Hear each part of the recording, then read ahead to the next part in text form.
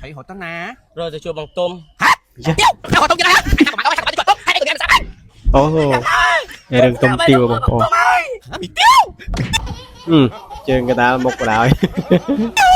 quý đồ đi nó một chút đầu nó cũng sọt sắp 100% មុំមកហ្វាមផលក្នុងប្រទេសកម្ពុជា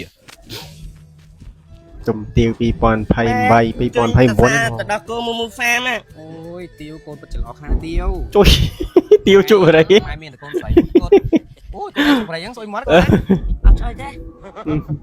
អត់ឡទេកូនឯងគឺជាកូនក្រមុំជាស្រីអញ្ចឹងកូនឯងគួយអញ្ចឹងទៅកូនគួយយ៉ាប់ផ្លែអុកនៅកូនជាកូនស្រីម្ដាយតែមួយគត់ Cô srei mà đại con tiêu tôm tiêu á nè. côនឹងជំនួយឆ្អឹង ម៉ែដឹងតាដល់គោរបស់ខ្មែរយើង ម៉ែទឹកដោះគោmua farm មាន10តូចទៀត ហ្នឹងហើយ10ទុយទុំចេញថ្មីចម្រោះ200មីលីលីត្រអញ្ចឹងកូនឯងចេញក្រៅទៅណាមកណាគឺដាក់តាមខ្លួនគឺងាយស្រួលមែនតើអូយចេញទឹកមកអើយអូយ ឆ្ងាញ់អត់ណា អូយ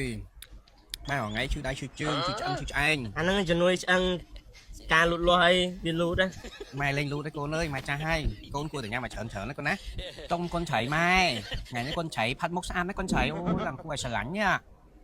ឡើងផោផង់កូនឆៃផាត់នៅសាឡនណាចាធំឯកូនឆៃ កូនទៅផាត់នៅឡាញសរនគេទៅបើកហ្នឹងកូនឲ្យគេផាត់ឲ្យធំទៅប្រើបានយូរ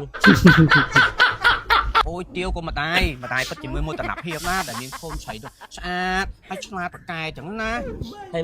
ម៉ែញ៉ាំទឹកដោះគោmua farm មកកូនទៅក្រៅផ្លែ កូនឆៃរត់ទៅណា rồi tôi chua bằng tôm ទាវរត់ទៅយ៉ាងណាអាហាក់មកដល់ហើយទៅស្អាត nhà mày đừng bằng tôm ơi ទាវ Ngồi qua khi bồng bột. ហើយទៅទាវស្ដាប់